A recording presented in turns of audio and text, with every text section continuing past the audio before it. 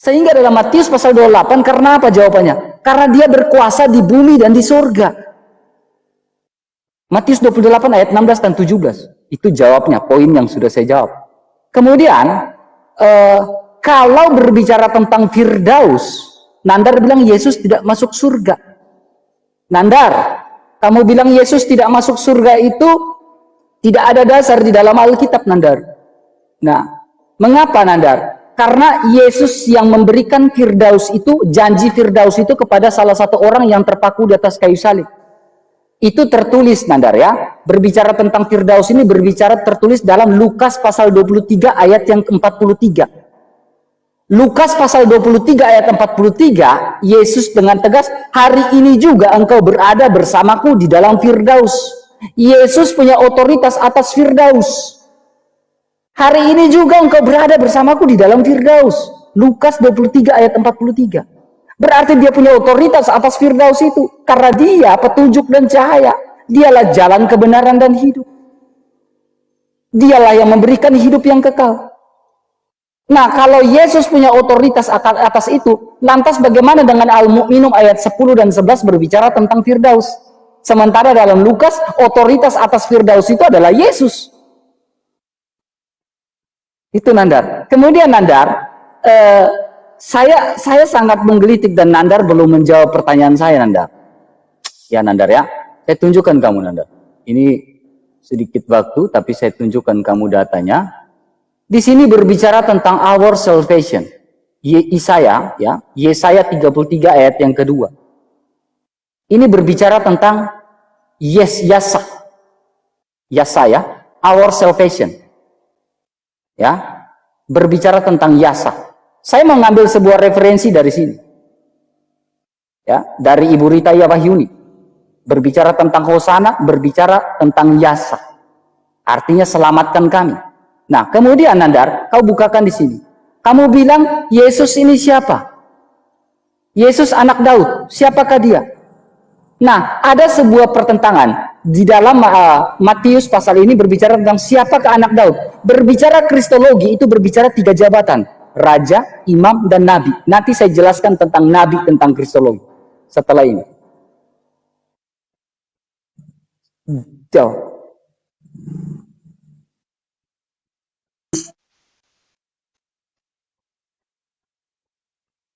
Terus Hosana dalam Al-Quran. Baik ya. RK, sebelum kita ke itu, kamu tahu domir dalam bahasa Arab apa enggak? Kamu katanya guru-guru ustadz katanya tadi itu. Iya, dulu pernah saya dapat belajar tentang itu. Iya, saya belum belajar sampai di situ. Kamu jelaskan saja. Oke, saya kasih tahu ya. Domir dalam bahasa Arab dan bahasa Ibrani. Kalau dalam bahasa Ibrani Sem Hagub. Kalau domir dalam bahasa Arab huwa, huma, hum. Baik. Huwa, huma, hum. Hiya, huma, huna. Anta, antuma, antum. Anti, antuna, antuma, ana, nahnu. Ada 14. Kalau Shem Hagub atau domir dalam bahasa Ibrani, waktunya dijalankan dulu. Belum ke situ, situ. Kita langsung aja, Nandar. Oh, langsung aja. Baik. Iya, waktu ini loh. Oke, siap lah. Nanti lain kali aku jelasin nih masalah domir ya. Siap. Yang pertama, para nabi beragama Islam.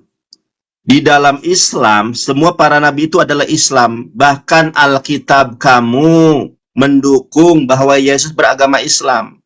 Tidak pernah Yesus kenal Kristen. Kristen itu buatan Paulus di dalam Kisah Para Rasul 11 nomor 26. Sedangkan agama Yesus adalah agama Islam. Saya tunjukkan ya, ini kok temanya lari kemana-mana. Kamu nggak bisa membantah ucapan saya tentang Hosana. Kita lihat ya, di dalam Yohanes pasal 14 nomor 27, Yesus beragama Islam. Saya itu pakai bahasa Ibrani, bukan bahasa terjemahan ya. Lihat nih RK, Yesus beragama Islam. Dalam bahasa Ibraninya, Shalom ani mash'ir lachem, kutinggalkan Islam bagi kalian, et islami, nih ya, et islami, atau dalam bahasa Ibraninya, et slomi ani noten lachem, lohederek sheha olam noten ani noten lachem, Alna yehat lewafkem we alira. Kata Yesus, kutinggalkan Islam buat kalian, kuberikan Islam buat kalian, apa yang diberikan oleh dunia tidak seperti apa yang kuberikan kepada kalian. Aku memberikan Islam, dunia Paulus memberikan Kristen. Alna yehat levavkem fe alira. Jangan gentar, jangan gundah hatimu. Kamu kemudian tadi bertanya tentang kurban ya. Saya tunjukkan ayatnya. Di dalam Islam itu tidak pernah darah kurban itu sampai kepada Allah. Yang sampai itu hanyalah ketakwaan. Langsung saja untuk mempersingkat waktu, daging unta dan darahnya itu sekali-kali tidak dapat mencapai keridhaan Allah. Tetapi ketakwaan dari kamulah yang dapat mencapainya. Jadi Allah itu tidak perlu darah. Tidak seperti Tuhannya Kristen yang perlu darah untuk mencuci dosa manusia. Di dalam Islam tidak perlu darah dan Allah tidak butuh darah. Yang butuh darah itu hanya Dewa Molok. Oke, yang kedua sudah para nabi beragama Islam. Yesus tidak masuk sorga. Kata siapa Yesus tidak masuk sorga? Di dalam Islam Yesus masuk sorga. Makanya perhatikan baik-baik kalau orang lagi ngomong. Rasulullah SAW bersabda, Ati babal jannati yaumul qiyamah fa astaftihu fayaqul hojin man anta ana Muhammad. Ketika Rasulullah SAW mendatangi pintu sorga, malaikat kerubim atau Ridwan bertanya, wahai engkau siapakah engkau ini kok bisa mengetuk sorga? Kata Rasulullah, aku Muhammad. Wahai Muhammad, aku diperintahkan oleh Allah tidak membukakan pintu sorga manapun kecuali engkau sudah masuk ke dalamnya. Jadi Yesus itu tidak bakal masuk sorga kalau Nabi Muhammad tidak masuk sorga terlebih dahulu. Setelah Nabi Muhammad masuk sorga, baru Yesus masuk sorga. Itu maksud saya. Jangan dipelintir ucapan saya. Ya. Kemudian kita lihat ya RK. Mudah-mudahan waktu saya cukup. Inna dina indallahil Islam, agama yang benar itu adalah Islam, sudah saya jelaskan. Saya tunjukkan kepada kamu bahwa orang Kristen dan Alkitab itu menghujat Yesus.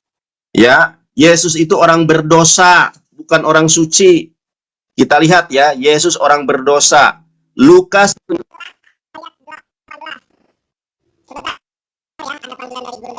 Suara kamu Nandar, hilang kah? sebentar, ada telepon dari Bang Juma nih, sebentar ya. Oke, sabar. Aku akan bangkit dan pergi kepada Bapakku dan berkata kepadanya, Bapak, aku telah berdosa. Ternyata Yesus telah berdosa, saudara. Ya, kalau Yesus itu sudah berdosa, Nabi Muhammad dosanya sudah diampuni baik yang lalu maupun yang akan datang.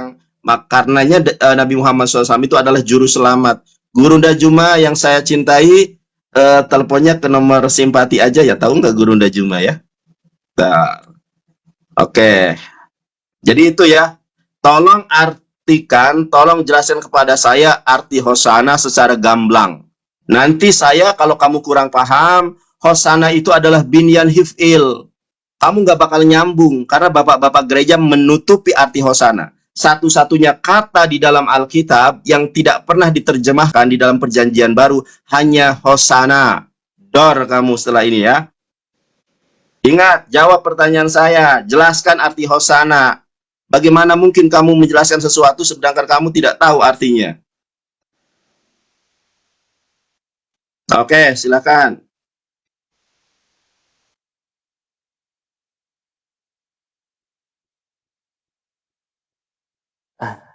Gurunda Zuma, kenapa ini telepon kamu? Takut kamu murtad kah atau gimana Bang? Apaan? Enggak, kamu Gurunda Zuma takut kamu murtad kah atau sampai telepon segala? Apaan tuh framing? Ya Gurunda Juma kan pembina kami dari APII, ya wajar telepon. Siap. Oh, dasar lu. Siap. Bentar ya. Oke, Nanda. Thank you, Kak. Oke. Poin pertama, Nandar ya. Terima kasih Nandar. Kamu sudah menjelaskan tentang kurban dan lain-lain. Sebenarnya masih banyak. Nanti tahap berikut kita bicara tentang kurban. Nah, poin pertama Nandar berkata Yesus agama Islam dari mana? Tapi kalau memang Nandar mau ngotot bahwa Yesus agama Islam, berarti Nandar harus menuruti perintah Yesus. Ya, amanat agung Tuhan Yesus itu ada 2. Kalau Nandar ngotot, saya iakan saja. Ya, Saya iakan saja kalau Nandar ngotot Yesus agama Islam. Poin pertama, kalau Yesus agama Islam, di mana Yesus sholat? Orang sholat itu ada aturannya. Ambil wudhu pun ada aturannya. Apakah ketika Yesus sujud di Taman Getsemani, Yesus ambil wudhu? Kalau ada di mana Nanda? Jangan jauh-jauh Nanda. Kemudian, itu jawab itu Nanda. Ya, kau bilang Yesus agama Islam. Di mana Yesus ambil wudhu? Kemudian poin kedua Nanda, kau bilang Yesus agama Islam. Nah, kalau Yesus agama Islam, Nanda, berarti kau harus mengikuti dua amanat agung Tuhan. Agungkanlah misteri iman kita. Nah, misteri iman berbicara tentang amanat agung, itu berbicara tentang perjamuan kudus. Apakah Nandar mengikuti amanat agung Tuhan dengan mengikuti perjamuan kudus? Kalau Yesus agama Islam, setiap kali kita makan roti ini dan minum dari piala ini, jawab itu Nandar. Yesus tidak. Kalau kau mau mengikut Yesus, pengikut Yesus sejati, berarti kau harus ikut yang namanya perjamuan kudus. Karena itu amanat agung. Kemudian poin keduanya, berikutnya. Kalau kamu masih ngotot bahwa Yesus agama Islam, berarti kamu adalah pengikut Yesus sejati, kata kamu ya.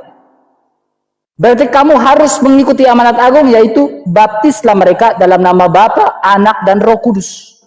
Mau nggak Nandar kalau dibaptis Nandar? Kalau Yesus agama Islam, perintah Yesus, amanat agung Yesus itu kan dibaptis. Mau nggak Nandar dibaptis? Kalau Nandar mau dibaptis sekarang, ayo saya baptis Nandar. Berani saya baptis Nandar. Kan pengikut Yesus. Yesus Islam kan? Ayo baptis Nandar. Kemudian, kita lihat di sini Nandar. Poin berikutnya. Saya akan menjelaskan tentang jabatan dari Kristologi. Ya, jabatan dari Kristologi ini berbicara tentang ini. Ini saya ambil dari Matius pasal 22. Apakah pendapatmu tentang Mesias? Anak siapakah dia? Oh maaf, sebelum saya ke sini saya jawab dulu. Saya jawab dulu yang tadi satu. Banyak sekali pertanyaan Nandar. Nandar, kamu membahasnya dalam Lukas. Lukas di situ perumpamaan tentang anak yang hilang Nandar. Anak yang hilang telah kembali. Kau bilang Yesus tidak, Yesus berdosa. Yohanes pasal 8 ayat 46, Yesus bilang buktikan di mana saya berdosa. Yang kamu ambil itu perumpamaan tentang anak yang hilang, Nandar. Kamu baca perikop di atas di mana anak yang hilang itu meminta hak warisan kepada bapaknya. Dan ketika dia menghamburkan dengan berfoya-foya, saya jelaskan sedikit. Berfoya-foya pada saat itu, Nandar, anak itu pingin kembali. Dia bilang, Bapa, aku telah berdosa terhadap surga dan terhadap Bapa. Aku tidak layak disebut sebagai anak Bapa. Itu perumpamaan tentang anak yang hilang. Bukan berarti Yesus berdosa. Tidak ada di situ Yesus berdosa, Nandar. Itu perumpamaan tentang anak yang hilang yang dibawakan oleh Yesus. Baca perikopnya, Nandar. Bukan Yesus di situ berdosa. Jangan kemana-mana. Buktikan di mana Yesus berdosa. 1 Yohanes pasal 3 ayat 5 berkata, tidak ada dosa di dalam dia. Kalau Yesus ada berdosa, di mana pengakuan dosa Yesus di dalam Alkitab maupun secara historis? Rasul Paulus berkata, aku manusia celaka, siapakah yang melepaskan aku dari tubuh maut? Kita bandingkan dengan perkataan Yesus. Yesus dengan tegas berkata, siapakah yang bisa membuktikan bahwa saya berdosa? Itu, sudah saya jawab. Jadi jangan bawa Lukas lagi. Kemudian Nandar, kau berkata tentang di sini Nandar ya, tentang Matius. Ini jabatan sebagai Mesias ini, anak siapakah dia? Kata mereka, anak kepadanya, anak Daud. Katanya kepada mereka, jika demikian, bagaimanakah Daud dipimpin oleh Roh dapat menyebut dia tuannya? Bagaimana ia berkata, Tuhan telah berfirman kepada Tuanku Adonai, duduklah di sebelah kananku sampai musuh-musuhmu kutaruh di bawah kakimu. Jika Daud menyebut dia Yotevave ini adalah Adonai, bagaimana mungkin Yotevave ini Nandar adalah anaknya? Itu nubuatan dalam Mazmur 110 ayat 1. Itu Nandar. Kamu tolong jawab pertanyaan saya itu Nandar. Hosana itu di mana? Al-Quran, dalam Al-Quran. Waktu saya nggak cukup ini. Banyak sekali pertanyaanmu Nandar. Baik, atau gini aja ya, kita TikTok saja ya. Jadi pertanyaanmu aku jawab semua. Nanti pertanyaanmu juga, pertanyaanku juga kamu jawab semua. Biar kalau waktu itu kadang Sistem kayak gini aja udah. Langsung tanding. Oke, gini aja 10 menit Naik. ya. Biar 10 enak ya. menit Kadang biar 10 menit. dua Udah 10 menit. kali PK lah ya. Waktu aku nanti Oke. kamu juga 2 kali PK ya. Baik. Siap, biar saya catat.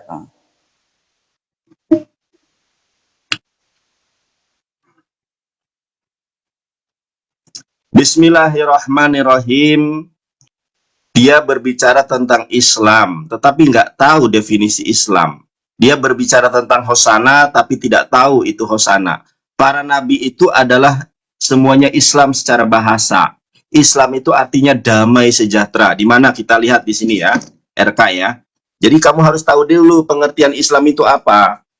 Nah, ini dijelaskan di sini ya, RK ya. Pengertian Islam menurut bahasa, istilah, dan Al-Quran. Kalau kamu tanya kepada para ustadz, maka semua para nabi itu beragama Islam. Nah ya, kita lihat nih ya. Pengertian Islam, langsung saja saya ini ya. Nah, kamu lihat di sini. Islam berasal dari kata shalom dalam bahasa Ibrani, dalam bahasa Arabnya asalmu. Asalmu berarti damai. Jadi Islam itu adalah sebuah agama yang diberikan kepada semua para nabi, Nabi Adam Islam. Bahkan di dalam Yeremia 29 ayat 11 Allah sudah merancang Islam ini menjadi bagian dari umat manusia sejagat raya ini. Cuma kalian saja yang beragama Kristen, sementara Yesus tidak kenal istilah itu Kristen dari mana. Ya. Lihat ini, Islam secara bahasa asalmu itu berarti damai atau kedamaian. Kemudian kita lihat di sini, Islam ya. Nah, kamu lihat di sini RK, jangan terguncang kamu. RK, Islam berasal dari kata shalom, dalam bahasa Ibrani itu shalom. Artinya apa? Salam, berarti selamat dan sejahtera. Ayatnya, Quran Surat Maryam ayat ke-47. Qala salamun alaika sa'astaghfiru laka rabbi innahu kana bi hafiya. Nah, ini nih, salam. Makanya, kalau kita melihat di dalam Yeremia, para nabi juga itu beragama Islam. Sebentar ya. Kita lihat nih RK ya. Makanya kamu belajar dulu bahasa Ibrani. Nih, aku bacakan ya. Payomer Elohim ki anochi yada'ati et hama hasyabot asher anochi hosheb alaichem neyum adonai mahsyebot shalom. Sebab aku ini mengetahui rancangan-rancangan apa yang ada padaku, dan mengenai kamu demikianlah firman Tuhan, yaitu rancangan Islam, damai sejahtera. Di sini ingat artinya damai sejahtera. Inilah para penerjemahan Alkitab yang tidak jujur di dalam penerjemahan. Istilah Islam itu mereka ganti dengan damai sejahtera, dan memang betul Islam itu berasal dari kata shalom atau salam dalam bahasa Ibrani, artinya adalah damai, sejahtera, selamat atau sejahtera. Saya tunjukkan datanya ya. Coba kamu tunjukkan data yang serupa, pengertian Hosana. Nah, ini ya teman-teman ya. Islam itu artinya, Islam berasal dari kata asyalmu, berarti damai atau kedamaian, atau sejahtera dan keselamatan. Makanya Yesus, sebelum dia terangkat ke langit, di dalam Yohanes 14 ayat ke-27, Yesus juga beragama Islam. Yohanes 14:27. Bahkan Yesus menganjurkan hidup secara Islami. Kita lihat RK di sini. Bentar ya, aku ini dulu. Di sini sangat jelas, Salom ani masyir lahem et islami et slomi ani noten lahem. Lohe derek syeha olam noten ani noten lahem. Alna yehat levavkem fe alira. Yesus mewasiatkan Islam. Yesus tidak kenal istilah Kristen. Lalu kamu mengatakan kalau Yesus beragama Islam berarti harus dibaptis. Kamu juga salah. Islam itu secara etimologi artinya damai sejahtera, artinya keselamatan. Sedangkan syariat para nabi itu berbeda. Contoh Nabi Adam. Syariat Nabi Adam mengawinkan anak dengan anak. Itu syariat. Syariat tahu nggak apa? Hukum, aturan, regulasi. Aturan Yesus dengan aturan Islam yang dibawa oleh Nabi Muhammad tentu syariatnya berbeda, tetapi ajarannya satu, tauhidullah. Makanya kalau kamu lihat di dalam perjanjian lama maupun perjanjian baru, apa yang katakan oleh Yesus? Shema Yisrael, Adonai Eloheinu, Adonai Ehad. Dengarkanlah wahai orang Israel, Tuhan kita adalah Allah yang Maha Esa. Sejak kapan Yesus mengatakan? Oke, nanti aku lanjut di sesi di timer yang berikutnya ya, 10 menit ya, biar puas. Jangan termenung kamu. Waduh, kalah kita teman-teman, PK-nya kalah. Ayo teman-teman tap-tap layar ya, jangan sampai nih masa kita kalah sama RK PK-nya. Ayo tap-tap layar ya. Oke.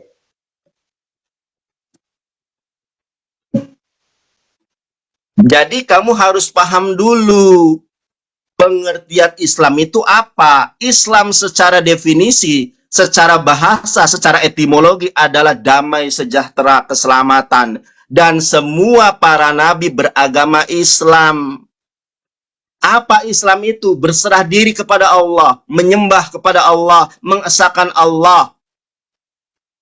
Itu definisi Islam secara bahasa. Makanya kalau kita melihat ajaran Musa, Shema Yisrael, Adonai Eloheinu, Adonai Ehad. Tidak pernah Musa menyembah Roh Kudus. Tidak pernah Musa mengatakan, Payomer Elohim, Anahnu, Afa, Pehaven, Feruah, Hakodes, Eloheha. Tidak pernah Musa mengajarkan, berfirmanlah Tuhan, kamilah Bapa, apa, Pehaven, dan anak, Feruah, Hakodes, Eloheha. Dan Roh Kudus adalah Tuhan kamu. Tidak ada. Demikian juga dengan Yesus. Markus 12:29, Shema Yisrael, Adonai Eloheinu, Adonai Ehad. Semua mengesahkan Allah. Itulah intisari dari definisi Islam secara bahasa. Sedangkan syariatnya berbeda-beda. Syariat Nabi Adam menikahkan anak dengan anak. Apakah berlaku di dalam hukum Musa? Tidak. Apakah kemudian hukum Musa juga semuanya berlaku di zaman Yesus? Tidak. Jadi yang sama, seirama itu adalah akidah tauhidullah, mengesahkan Allah. Syariatnya, aturan hukumnya berbeda-beda. Kalau kamu menyamaratakan, justru karena kamu tidak paham definisi Islam itu apa. Kamu bertanya arti mana hosana di dalam apa?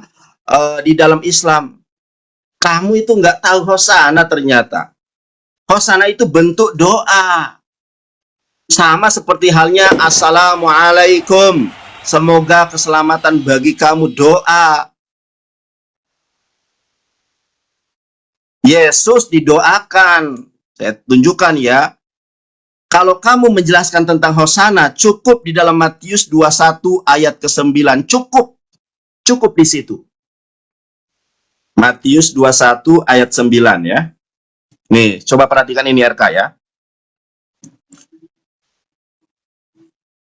Dan orang banyak yang berjalan di depan Yesus dan yang mengikutinya dari belakang berseru katanya, Hosyana, kiranya keselamatan bagi anak Daud. Jadi kiranya keselamatan di sini bagi anak Daud, bukan bagi kami. Ini salah gabrul kamu. Di situ bukan Hosyanu, bukan keselamatan bagi kami. Kalau keselamatan bagi saya, Hosyati. Makanya penting belajar bahasa Ibrani untuk memahami Alkitab. Saya heran dengan para pendeta yang buta dengan kitabnya sendiri. Kalau dengan terjemahan banyak dibodohi. Kalau selamatkanlah kami, Hosyanu.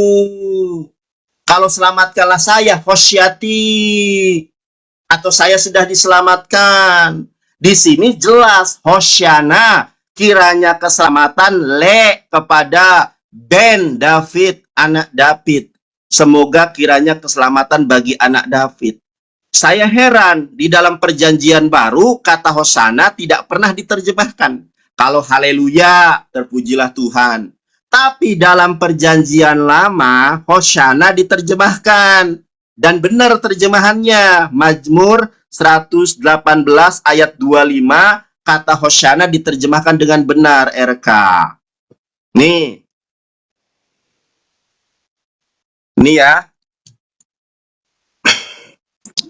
Kita lihat nih, Ana Adonai. Nih ya. Ana Yud He Vav He. Ya Tuhan tuh. Ana Adonai, ya Tuhan, Hosiana. Arti daripada Hosiana, berilah kiranya keselamatan. Coba kita komparasi dengan Matius 9 ayat ke-7. Ya, Matius 9 ayat ke-7 nanti setelah ini. Matius 9 ayat ke-7, Hosiana, kiranya keselamatan. Kepada siapa keselamatan itu?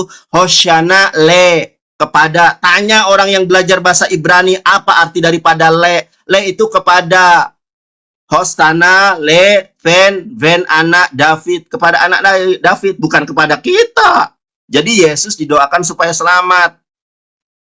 Dor. Kita gini aja Nandar, karena kalau TikTok nanti kita saling rebutan bicara, nanti nada tinggi itu kurang efektif. Makanya Iya, saya minta silakan. seperti ini saja ya. Ya udah, Paham 10 itu. menit kamu. Baik, 10 menit. Nanti masalah apa tadi yang belum aku jawab itu masalah apa? Apa tadi ya? Firdaus Lupa. belum. Apa tuh? Masalah Firdaus tentang keselamatan, tentang surga, Al-Mu'minun ayat 10 sampai 11 belum dijawab. Sinyalmu jelek, Eka. Sinyalmu jelek. Sinyal kamu yang jelek. Al-Mu'minun ayat 10 dan 11 tentang Firdaus. Oke, gaslah. Tar dulu ya. Sinyalku jelek, sabar ya. Ya. Oke, sabar. Aku lihat dulu di sini. Kontrol Nandar. Jangan terlalu dekat kamera. Sebentar. Jangan panik, RK. Tadi itu tentang Hosiana sudah. Saya cuma ngingatin kamu. Iya. Ya, kontrol Silakan mukanya. sekarang kamu definisikan arti Hosana. Nanti yang belum terjawab nanti saya jawab di sesi berikutnya. Ingatkan nanti apa saja yang belum terjawab, saya lupa soalnya tadi. Saya fokus ke Hosana. Apa-apa. Tolong kamu jelaskan Matius 21 ayat ke-9 parsing kata per kata. Ya. Saya Ya, catat kok silakan. semuanya Nandar. Saya catat. Iya. Oke, poin pertama yang ingin saya jelas kepada Nandar karena Nandar membawa dalam Markus 12 ayat 29. Ya, Nandar ya. Nah, di sini Nandar, dia mengatakan answer Jesus. The promise, hear this ya. Oh Israel, the Lord God of us. Ya.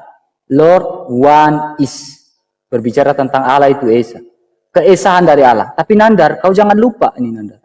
Kamu bawa Markus 12 ayat 29, kamu tahu nggak di sini ada penggunaan kata apa nih? Kurios, Nandar. Nah, kurios ini mengacu pada siapa? Tuhan kan? Nah, kalau kurios mengacu pada Tuhan, yang mengacu pada Lord, mengacu pada Yesus, ya. Dalam Wahyu pasal 1 ayat 8 kita sudah berbicara tentang itu, bahwa Tuhan itu maha kuasa, pantokrator dalam bahasa Yunani. Dialah yang awal, dia yang akhir. Tuhan itu yang arke, permulaan dari segala sesuatu. Dialah yang maha kuasa. Kamu bawa Markus 12 ayat 29. Allah itu Tuhan, Allah itu Esa. Ini berbicara tentang keesahan Allah. Sifatnya kompleks, jamak tunggal. Sehingga ada kurios di sini. Ada theos di sini. Ini berbicara tentang keesahan dari Allah. Nah, kemudian poin berikutnya, saya sudah jawab itu. Nandar mengatakan tentang damai sejahtera. Ya Nandar, kamu tahu nggak berbicara tentang damai sejahtera ini saya akan bukakan di dalam Yohanes ya. Yohanes yang kamu bawakan ya. Yohanes pasal 14 ayat yang ke-29. Saya buka dari ayat yang ke-11 Nandar. Kamu lihat ini. Percayalah kepadaku, ini satu perikop nih Nandar. Bahwa aku di dalam Bapa dan Bapa di dalam aku. Atau setidaknya percayalah pekerjaan-pekerjaan itu sendiri. Apa yang dilakukan? Pekerjaan apa yang dilakukan oleh Yesus? Pekerjaan yang dilakukan Yesus adalah janji Allah akan keselamatan. Pekerjaan yang dijanjikan oleh Allah, kehendak Allah itu adalah manusia diselamatkan. Saya akan berbicara tentang kristologi ini. Kamu lihat baik-baik. Ayat yang ke-11, ini ayat yang ke-14. Dia bilang apa? Jika kamu meminta kepadaku dalam namaku, aku akan melakukannya. Jadi ketika kamu berbicara, ini satu perikop nih Nanda. Masih satu perikop. Berbicara tentang jika kamu meminta dalam nama Yesus, aku akan melakukannya. Apakah Nandar mau mengikuti? Berdoa, lalu di akhirnya dia berkata, dalam nama Yesus kami berdoa. Ini berbicara satu perikop Nandar. Tidak boleh keluar dari perikop ini. Dalam tata bahasa Indonesia kita akan berbicara tentang ide pokok dari paragraf itu. Nandar tentunya pernah ikut ujian nasional bahasa Indonesia. Tentunya tahu ide pokok dalam satu paragraf ini. Maukah Nandar berdoa dalam nama Yesus? Kemudian di poin yang ke-27 di sini yang Nandar bawakan tadi. Damai sejahtera ku tinggalkan bagimu, damai sejahtera ku berikan kepadamu. Dan apa yang ku berikan tidak sama diberikan oleh dunia kepadamu. Janganlah gelisah hatimu. Yang dibawakan tentang Yesus, Yesus berkata damai sejahtera kuberikan kepadamu. Mengapa demikian? Mengapa Yesus memberikan jaminan keselamatan? Karena Yesus memberikan jaminan keselamatan. Yesus memberikan damai sejahtera kepada kita. Kamu lihat baik-baik Nandar. Saya akan memulainya ini, perhatikan Nandar. Ini kitab Deuterokanonika Nandar. Ini kitab Deuterokanonika Nandar. Saya tunjukkan kepada kamu. Di dalam Deuterokanonika, ini kitab tertua. Kitabmu belum ada, kitab ini sudah ada jauh kemana-mana. Di sini dia berbicara tentang apa? Ke-8 hari, ini dalam 2 Makabe, 10 ayat yang ke-6. Ini kitab ini. Ke-8 hari itu, mereka merayakan dengan sukacita seperti hari raya pondok daun. Nah, ini berbicara tentang pondok daun. Ketika Yesus masuk di sebuah kota, ya, Yesus masuk di Yerusalem, ya, masuk dalam Yerusalem, apa yang dilakukan? Itu berbicara 2 Makabe itu jauh sebelum kedatangan Mesias secara hakikatnya. Ini saya bicara 2 Makabe dari latar belakangnya biar Nandar ini mengerti. Nah, kemudian saya mulai merujuk di sini. Pondok daun itu sudah dilakukan untuk melaksanakan, memberikan peringatan kedatangan Hosana anak Daud ini. Itu dalam 2 Makabe. Sehingga hakikat dari segala sesuatu dalam sebuah sejarah yang ditulis dalam 2 Makabe itu dan gereja-gereja Kristen-Kristen Tawahedo semuanya menjalankan itu pada zaman itu, Nandar. Dan orang banyak berjalan di depan Yesus dan mengikutinya dari belakang berseru kepadanya, Hosana bagi anak Daud, diberkatilah dia yang datang dalam nama Tuhan. Hosana di tempat yang maha tinggi. Yang di tempat maha tinggi ini berbicara tentang dia, berbicara tentang anak Daud di sini. Makanya di sini ada maha tingginya. Saya lanjutkan nanti di sesi berikutnya. Tenang Nandar. Oke. Banyak kali pertanyaan Nandar ini. Aduh. Ya Allah. Ya Rabbi ya Karim. Oke. Saya sudah jelaskan ya. Nah. Sekarang saya lanjutkan Nandar. Ya. Saya izin membuka referensi dari sini. Ini berbicara tentang Hosana ya. Hosana ini seperti apa ya? Tapi saya bermula di sini dulu ya Nandar. Saya buka dulu, saya punya ininya. Nah, di dalam Matius Nandar, belum mulai ya, maaf. Oke. Di dalam Matius ya, Hosana ini kan saya udah bilang Nandar. Artinya selamatkanlah kami Nandar. Kasihanilah kami. Nah, dasar-dasarnya ini Nandar. Matius 22 ayat 44. Saya akan memulai berbicara tentang Kristologi. Nah, berbicara tentang Kristologi itu berbicara tentang 3 jabatan dari Kristus. Imam, Raja, dan Nabi. Nah, sehingga kita bisa buka tentang jabatan dari kenapa sebagai Raja ini. Sehingga dia bilang, Maha Tinggi ini. Kita bisa buka dalam Kejadian pasal 49 ayat yang ke-10. Bahwa tongkat kerajaan itu berasal dari Yehuda. Nah, sehingga dalam Matius pasal 1, konteksnya di sini Nandar, kau perhatikan, anak Daud. Inilah silsilah Yesus Kristus, anak Daud, anak Abraham, merujuk pada Yehuda ini. Kejadian 49 ayat 10. Sehingga berbicara tentang Kristus Nandar. Nih, Yesus yang disebut Kristus. Ketika manusia jatuh ke dalam dosa, Allah menjanjikan keselamatan kepada Adam dan Hawa. Allah menjanjikan keselamatan kepada manusia. Alkitab itu penuh dengan latar belakang Nandar. Dan melalui keturunan Daud, tunas Daud, makanya disebut Hosana, Hosana, Hosana. Karena mereka menantikan di hadapan mereka itu disebut Tuhan. Nih Nandar, orang buta pada saat itu mengakui bahwa Yesus adalah Tuhan melalui tunas Daud. Tertulis di dalam, kalau saya buka data ini lama ini, dia bilang Tuhan anak Daud, Lukas 18 ayat 38. Nih, Lukas pasal 18 ayat 38, dia bilang apa? Tuhan, anak Daud, selamatkanlah kami. Kamu bisa buka dalam Lukas pasal 18 ayat 38. Dia bilang, Tuhan, anak Daud, kasihanilah kami. Artinya Pantokrator, kasihanilah kami. Anak Daud, kasihanilah kami. Karena berbicara tentang anak Daud itu, berbicara tentang janji keselamatan Allah kepada manusia. Janji keselamatan Allah kepada manusia ketika manusia jatuh ke dalam dosa, Allah menjanjikan keselamatan. Kejadian pasal 3 ayat 15, Allah langsung menjanjikan keselamatan di situ. Nah, sekarang Nandar, ini waktu saya tipis ya. Hosana artinya ketika pada saat itu orang buta berkata, Hosana anak Daud, Tuhan selamatkanlah kami. Yohanes 18 ayat 38. Berarti Yesus berkuasa di dunia dan di akhirat. Firdaus ada di tangan dia. Kamu jawab tentang Firdaus itu Nandar. Firdaus itu punya siapa? Kemudian kalau berbicara tentang damai sejahtera, kamu jawab juga damai sejahtera ini dari mana? Perkataan siapa? Perkataan Yesus. Dan ketika janji keselamatan Mesias itu, Kristus yang diurapi dari Daud itu, tunas Daud itu datang, orang buta saja sampai tahu. Orang buta sampai tahu bahwa itu adalah anak Daud, itulah Mesias yang dijanjikan. Mereka dia mengatakan, Hosana, selamatkanlah kami. Karena berbicara tentang Mesias itu berbicara tentang karya keselamatan.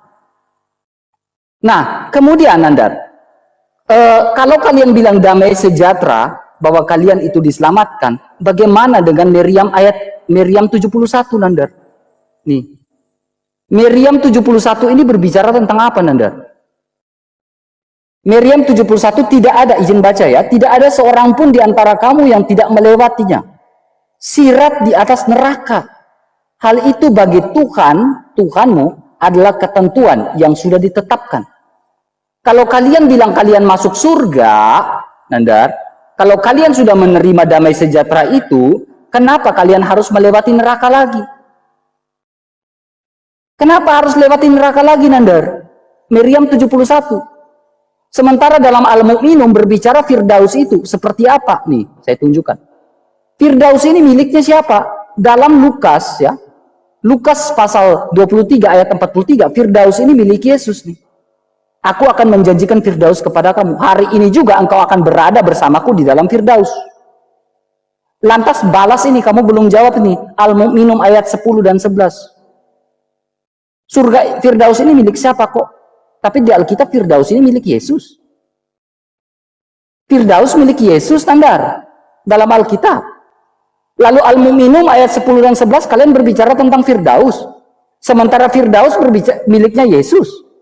Buktinya Lukas 23 ayat 43. Meriam 71, kalian damai sejahtera. Kenapa harus lewat neraka lagi Nandar?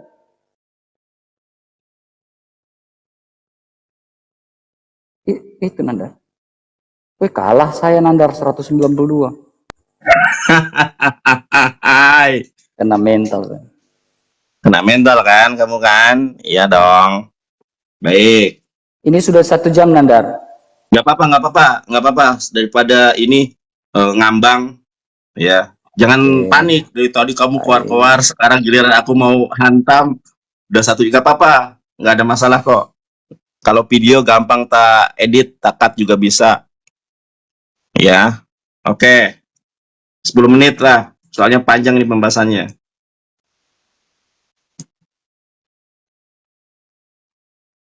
Nih RK, siapa yang mewarisi surga Firdaus? Makanya kalau baca Al-Quran, jangan hanya terjemahan, 1. Kemudian jangan dibaca jangan hanya dibaca 1-2 ayat. Baca ayatnya, ini perihal apa? Kalau Al-Quran itu ada asbabun nuzulnya. Ada ayat sebelum dan sesudahnya dibaca ya. Kita lihat di sini. Ya, Quran surat Al-Mu'minun. Untuk siapakah surga Firdaus itu? Walladzina hum lizakati fa'ilun, yaitu orang-orang yang menunaikan zakat ya RK. Kemudian walladzina hum li furujihim hafizun, yaitu orang-orang yang menjaga kemaluannya. Tuh jelas. Kemudian apa? Illa ala azwajihim aw ma malakat aimanuhum fa innahum ghairu malumin. Sorry. Kalau baca Al-Quran harus tertib ya. Fa innahum ghairu malumin. Oke, kita lanjut. Kemudian apa? Pamani betago waro adzalika faulaika humul adun, ya. Pamani betago waro adzalika faulaika humul adun. Oke, yaitu ciri-cirinya. Walladzina hum li amanatihim wa ahdihim raun, dan orang-orang yang memelihara amanat-amanat yang dipikul janjinya. Oke, ayat 9. Walladzina hum ala sholawatihim yuhafizun, yaitu orang-orang yang memelihara sembahyangnya, sholatnya. Kemudian apa? Ulaika humul warisun. Merekalah yang mewarisi sorga-sorga Firdaus. Mewarisi sorga Firdaus. Jadi yang memiliki sorga Firdaus itu adalah ciri-ciri karakteristik yang sudah disebutkan di dalam Quran surat Al-Mu'minun dari ayat keempat sampai 10. Nah, kamu bilang, kamu perhatikan ini RK ya. Saya akan tunjukkan kepada kamu. Kalau Yesus itu mencela-mencela ucapannya RK, pembohong. Kalau menurut Alkitab itu sudah menista Yesus. Yesus itu dikatakan pembohong. Lihat di sini ya. Lukas 24 ayat ke-43. Kata Yesus kepadanya, aku berkata kepadamu, sesungguhnya hari ini juga engkau akan ada bersama-sama dengan aku di dalam Firdaus. Ini Yesus berbohong atau berkata benar? Ternyata orang ini mati, sedangkan Yesus masih jalan-jalan 40 hari. Katanya sudah di sorga bersama dengan Yesus pada hari itu juga. Ternyata hoax. Satu ya, buat tunjukkan juga kepada lu. Di dalam Alkitab teman-teman, Kristen sudah memfitnah Yesus masuk neraka. Di mana itu ayatnya? Buat tunjukin lo. Yesus masuk neraka. Sebentar ya, di dalam ini disclaimer terlebih dahulu ya. Ini ayat Alkitab ya. Bukan menurut Islam. Kalau di dalam Islam, Yesus masuk surga. Oke.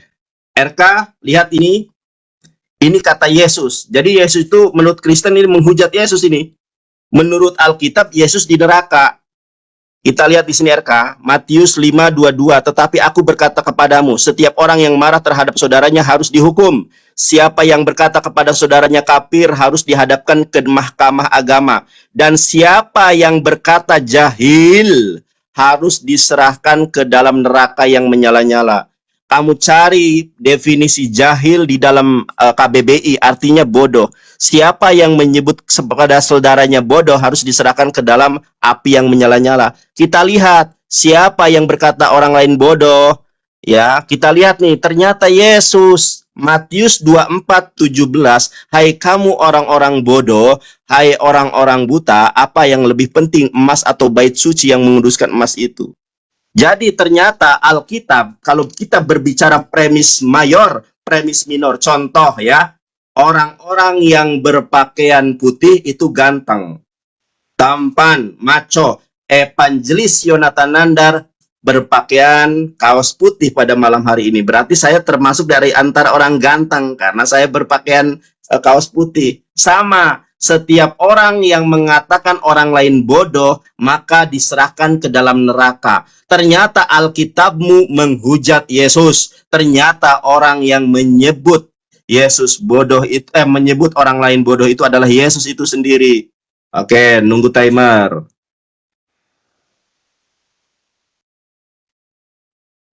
Sudah ya. Dia jangan, aduh gentir sekali kamu. Takut ya. Mana timernya? Ini aku mau lanjut ini. Lupa nanti. Sabar Nandar, belum keluar di sini. Jangan gemetaran Nandar. Loh, kok gemetar? Aku lagi semangat gemetar, kamu tuh ngawur. Jadi menurut Alkitab itu, sebentar. Diterima dong. Baik, Belum sudah. keluar. Baik. Jadi Alkitabmu mengatakan Yesus masuk neraka. Siapa yang menyebut saudaranya bodoh, maka harus diserahkan ke dalam neraka. Yang menyebut orang lain bodoh siapa? Yesus. Premis mayor, premis minor. Contoh, siapa yang berkaos putih pada live hari ini, maka itu adalah orang ganteng. Yonatan Nandar ketika live pakai kaos putih, berarti saya ganteng karena premis mayornya pakaian putih, ganteng. Sama, siapa orang yang menyebut orang lain bodoh harus ke neraka. Ternyata Yesus menyebut orang lain bodoh. Kemudian kamu membahas Quran surat Maryam ayat ke-71. Kamu rupanya lupa dengan Alkitabmu sendiri. Jadi, musuh terbesar orang-orang Kristen itu kitab sucinya sendiri. Contoh, mohon maaf ya RK ya. Mohon maaf nih. Jadi menurut Yesus, orang-orang Kristen masuk neraka jahanam. Di mana itu kita lihat. Markus 9:49, karena setiap orang akan digarami dengan api. Ini Yesus berbicara dengan siapa? Berbicara dengan umatnya pada saat itu. Ternyata akan digarami dengan api. Kalau kamu baca Galatia 5 ya, Galatia 5 ayat ke-19 tentang buah daging. Ini yang melakukan nih kebanyakan orang-orang otan nih. Perbuatan daging telah nyata, yaitu pencabulan, kecemaran hawa nafsu, penyembahan berhala, bla bla bla bla, baca sendiri ya. Nah, apa kata si Paulus? Kedengkian, kemabukan. Yang suka mabuk di tempat ibadah siapa? Pesta pora. Yang suka joget-joget di tempat ibadah siapa? Terhadap semuanya itu kuperingatkan kamu, seperti yang telah kubuat dahulu, bahwa barang siapa yang melakukan hal yang demikian, ia tidak akan mendapat bagian dari kerajaan Allah. Jadi yang di tempat ibadahnya suka mabok, yang suka joget-joget, yang suka kesurupan, maka tidak akan masuk ke dalam kerajaan Allah. Itu menurut kitabmu loh. Nah, kamu menjelaskan ini belum selesai RK. Nih, kalau saya jelaskan gamblang ya. Yohanes 14 ayat 27. Ini Yesus beragama Islam, jelas ya. Shalom ani masyir lahem et slomi ani noten lahem lohederek sheha olam noten ani noten lahem alna yehat levavkem fe alira. Kita buka di dalam Matius. Matius kan ini permasalahannya. Matius 9 ayat ke-21. Matius 21 ayat ke-9. RK lihat di sini. Ya, saya bacakan kepada kamu dalam bahasa Ibrani. Maksud saya, kamu ulas nih kata per kata, jangan ke yang lain. Kalau saya, nih saya bacakan ya. Fahamon ha'am shehalhu levana fe'a haraf kar'u. Dan orang-orang banyak yang berjalan di depan Yesus, ini ya. Levana fe'a haraf kar'u. Kar'u itu berseru. Apa berserunya itu? Hoshana, kiranya keselamatan Leven David, kiranya keselamatan bagi anak David. Bukan Hosyati, bukan Hosyanu. Di sini Hosyana. Makanya ketika berbicara, berilmu terlebih dahulu. Di dalam Islam itu al-ilmu qoblal qaul wal amal. Berilmu dulu sebelum berbicara dan beramal. Kamu mengatakan Hosyana, padahal ayat yang jelas tentang Hosyana Matius 21 ayat ke-9. Di situ bukan selamatkanlah kami. Di situ ada kata le. Kalau nggak percaya, tanya Bambang Nursena. Kalau nggak percaya, tanya Ibu Ruta Wahyu. Apa arti dari Hoshana Leven David? Nah, masih ada waktu 59 detik ya. Kita lihat di dalam Mazmur. Di dalam Mazmur 118 ayat 25 ya. Oke, di sini RK. Perhatikan ini. Ya, perhatikan kamu. Nah, kalau di sini jujur nih, diterjemahkan dengan baik.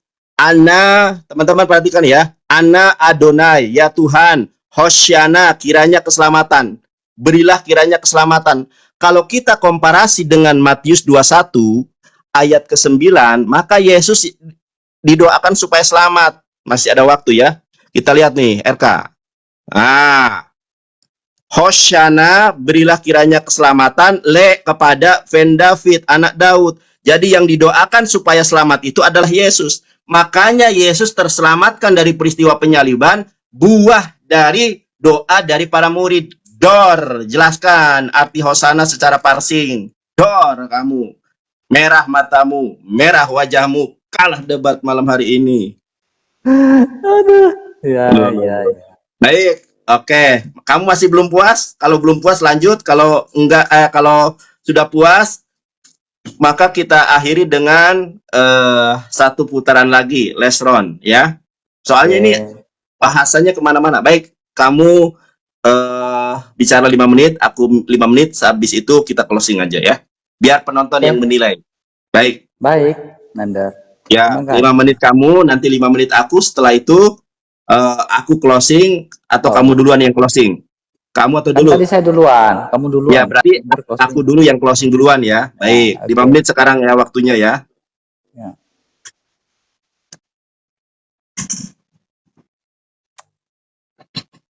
Aduh, terima kasih Nandar. 10 menit Nandar, kau jelaskan ini hanya jelaskannya itu di dalam Alkitab 90% paling banyak. Kau tidak, jangan gemetaran Nandar. Jangan pucat. 10 menit ini Nandar penjelasan dalam Alkitab. Berarti Alkitab ini sempurna sekali teman-teman. Nandar tidak pernah jarang menjelaskan sesuai dalam Al-Quran. Berarti itu dahsyatnya Alkitab itu. Bahkan Nandar luar biasanya dia membahas bahwa orang itu tidak boleh, tidak bisa masuk surga. Betul Nandar. Saya sepakat itu Nandar. Pemabuk, pemburit, banci, semuanya tidak layak di hadapan Tuhan. Betul sekali itu Nandar. Sorry, aku ingatkan, ini nggak apa-apa kamu tambah semenit. Jangan ngomong kayak gitu, nanti kena report kamu. Oh iya, maaf. Oke. Nah, semuanya tidak layak di hadapan Tuhan. Itu betul sekali Nandar. Saya suka kamu baca itu. Dan saya sepakat dengan ayat itu. Kamu pikir, ini saya ngomong ini untuk orang Kristen juga ya. Ya, kalau teman-teman Muslim mau dengar, silakan. Saya bicara tentang hakikat ibadah. Hal-hal yang berbaur dengan hal-hal duniawi, teman-teman. Walaupun kamu Kristen, Tuhan bilang kamu tidak lakukan kehendak Dia. Hidup kudus. Kamu tidak layak di hadapan Tuhan. Makanya pada hari terakhir Dia bilang, aku tidak mengenal engkau. Berlakulah kudus di hadapan Tuhan karena Dia kudus. Ini saya ajak teman-teman Kristen. Ini hakikat kita ibadah. Hiduplah benar di hadapan Tuhan. Oke. Kemudian Nandar berbicara tentang al-mu'minun. Yang saya tanyakan, Firdaus itu otoritasnya siapa Nandar? Saya tahu penjelasan kamu tadi itu masuk akal sekali. Bagus, luar biasa. Saya hargai penjelasan kamu. Orang-orang yang taat dengan sholat, orang itu kok, itu saya hargai iman kamu. Yang saya tanyakan, Firdaus itu otoritas siapa? Pasti kamu bilang otoritasnya Allah. Benar kan? Nah, sementara di dalam Alkitab, Firdaus itu otoritasnya Yesus. Kemudian, poin berikutnya, Nandar mengatakan Yesus, ini logika falasi Nandar. Tadi bilang Yesus masuk surga. Sekarang bilang Yesus tidak masuk surga. Yang benar yang mana Nandar? Ini penjelasan kamu ini tumpang tindih. Kebanyakan di dalam Alkitab Nandar. Tapi puji Tuhan Nandar membaca Alkitab. Jadi yang benar yang mana? Jadi impactnya gini Nandar. Kalau kamu mengatakan Yesus berbohong, lantas kalau Yesus berbohong, kenapa Dia bisa membangkitkan orang mati? Renungkan itu Nanda. Kalau Yesus berbohong, kenapa Dia bisa membuat orang yang tuli mendengar, orang buta? Yesus ketika orang buta datang kepada Dia, Dia obati. Apakah Dia berbohong? Dia tidak pernah berwajah masam ketika orang buta datang kepada Dia. Saya pikir kamu mengerti tentang berwajah masam. Dalam surah Abasa ayat yang ke-1. Ya. Tetapi ketika Yesus, apa kalau Dia berbohong? Kenapa Dia membangkitkan orang mati? Banyak tanda-tanda ilahi yang Dia lakukan. Apakah Dia masih berbohong ketika Dia bilang, Lazarus bangkitlah? Tidak mungkin Dia bangkit. Tidak mungkin Dia, dan Lazarus bangkit. Apakah itu berbohong juga Nanda? Tidak mungkin Dia berbohong. Karena tidak ada dosa dalam diri. Karena Dia adalah firman yang menjadi manusia. Kemudian, makanya Dia punya otoritas itu. Kalau kita bicara otoritas, panjang lagi Nandar. Nah, kemudian Nandar masih membawakan dalam bahwa Yesus itu Islam. Nandar, saya udah bilang, kalau Yesus itu Islam seperti pernyataan kamu, mau nggak? Saya kasih dengan sebuah nada liturgi. Agungkanlah misteri iman kita. Nah, itu berbicara tentang misteri iman. Jangan potong-potong. Berbicara tentang misteri iman, Nandar, itu berbicara tentang amanat agung Tuhan. Kalau Yesus Kristus, kamu bilang dia Islam, berarti kamu pengikut sejatinya. Harusnya kamu ikut amanat agung dia. Dibaptis kau, Nandar. Ikut perjamuan kudus kau, Nandar. Karena itu amanat agung Tuhan. Nah, kemudian kau membawakan lagi, Nandar, dalam Yohanes tadi. Nah, kalau berbicara tentang Yohanes tadi, itu berbicara tentang berdoa di ayat yang atasnya. Kamu berdoa pakai namaku, dalam nama Yesus, doamu akan dikabulkan. Lanjut ayat 27. Karena damai kuberikan kepadamu. Itu, Nandar. Baik.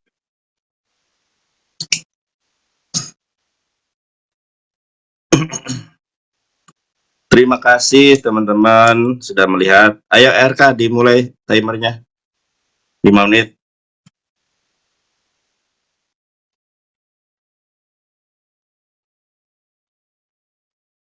Kamu mengatakan Yesus membangkitkan orang mati. Coba kamu jujur terhadap diri sendiri, ya. Kamu boleh tidak jujur terhadap orang lain, tetapi jujurlah terhadap diri sendiri. Yesus menghidupkan orang mati itu atas kuasa dirinya atau tidak? Ketika dia menghidupkan Lazarus, dia berdoa lebih dahulu loh. Jadi makanya di dalam Islam itulah mukjizat. Yang jangankan Yesus, Elia juga bisa menghidupkan orang mati. Apa kehebatannya menghidupkan orang mati? Jangankan menghidupkan orang mati, menghidupkan batu saja bisa kalau Allah sudah berkehendak. Bahkan ada yang lebih hebat daripada Yesus, yaitu Melkisedek. Dia tuh nggak mati, berawal dan berakhir. Tidak berawal dan tidak berakhir kalau Melkisedek. Tapi urusan saya bukan tentang Melkisedek, tetapi tentang Hosana. Hosana, kiranya keselamatan kepada Van David. Kamu rekam ucapan saya. Coba kamu melakukan sebuah pendekatan dengan apa namanya itu kaidah bahasa Ibrani, gramatikal Ibrani. Hosana itu kiranya keselamatan, itu kepada, Van itu anak, David anak David. Ini juga salah sejarah. Masa Yesus anak David? Ini bukti bahwa Alkitab itu bukan firman Tuhan. Hosana Van David, kiranya keselamatan bagi anak David. Sejak kapan Nabi Daud punya anak Yesus? Ini salah sejarah.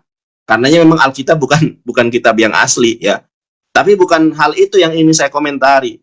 Tetapi kaidah dalam bahasa Ibrani, Hoshana Ben David itu bukan ya Tuhan selamatkanlah kami. Kalau memang itu adalah artinya seperti itu, dalam bahasa Ibraninya harusnya begini. Hosana le otanu, selamatkanlah kepada kami. Nah, itu baru Hosianu atau Hosianu. Di situ tidak ada kata semacam itu. Yang ada adalah Hoshana, kiranya keselamatan kepada Ben anak David, keselamatan bagi anak David. Oke. Berbicara tentang keselamatan, Yesus itu masuk surga. Saya tidak mengatakan Yesus tidak masuk surga, ya. Tetapi Yesus masuk surga itu setelah Nabi Muhammad masuk surga. Kita lihat nih di dalam hadis yang sahih, ya. Ini huruf gundul nih teman-teman, ya. Aku bisa baca huruf gundul. Lihat nih, ya. Mohon maaf para alim ulama kalau saya bacaannya salah. Ati babal janati yaumul qiyamah. Ini huruf gundul RK. Baca Ibrani saya bisa, baca Arab saya bisa, baca Yunani saya bisa. Ati babal janati yaumul qiyamah. Pada hari kiamat, ya, aku mendatangi pintu sorga. Ati babal janati, aku mendatangi pintu sorga pada hari kiamat. Fa'astaftihu, ya, Rasulullah melakukan sebuah fi'il amr, yaitu kata perintah, bukakan itu. Fayaqul hojin, berkata penjaga pintu surga itu, yaitu melek kerubim atau malaikat Ridwan, man anta, ini huruf gundul ya teman-teman, ya. Man anta, siapa kamu? Faqalu, berkata Muhammad, aku Muhammad. Faqol, berkata bika, berkata malaikat kerubim itu atau malaikat Ridwan itu, ya. Umirtu la abtaha li ahadin qoblaka.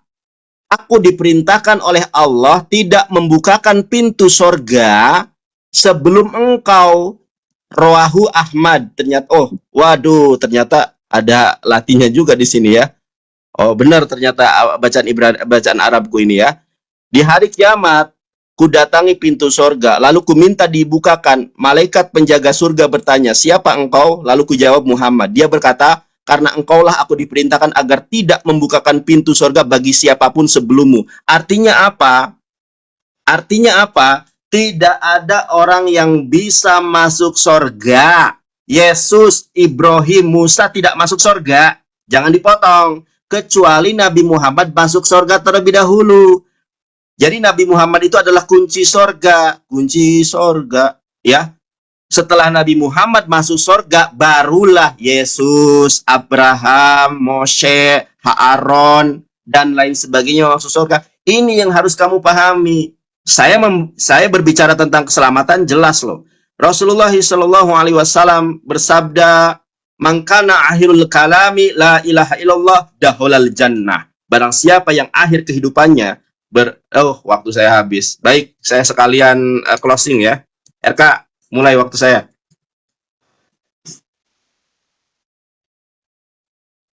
Habis ini kamu closing. Mudah-mudahan kamu dapat hidayah, RK ya. Kontrol bibirnya, jangan terlalu. Enggak, aku lagi lihat. Iya, lihat YouTube, aku nggak sengaja. Aduh, gitu aja kamu. Kontrol Anda. Ntar aku lagi lihat YouTube, sabar.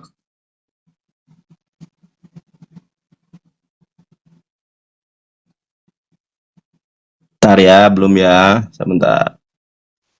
Baik. Teman-teman, malam hari ini kita berbicara tentang keselamatan, juru selamat. Nabi Muhammad SAW adalah juru selamat. Memang Islam ini tidak mengenal istilah juru selamat.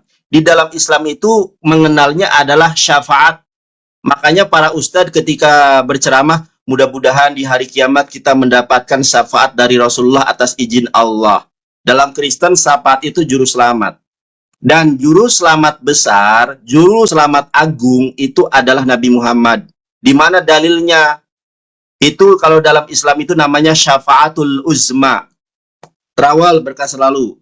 Namanya syafaatul uzma. Jadi manusia di padang mahsyar itu kepanasan, berbondong-bondong kepada Adam, Adam tidak sanggup. Berbondong-bondong kepada Nuh, Ibrahim, Musa tidak sanggup. Berbondong-bondong kepada Isa atau Yesus, Yesus tidak sanggup. Kalau kamu katakan Isa adalah pemilik sorga, Yesus tidak sanggup. Kata Yesus, pergilah kepada Ahmad, pergilah kepada Nabi Muhammad, lalu Nabi Muhammad bersujud di bawah arasy yang agung dengan suatu pujian. Ini dalilnya sahih.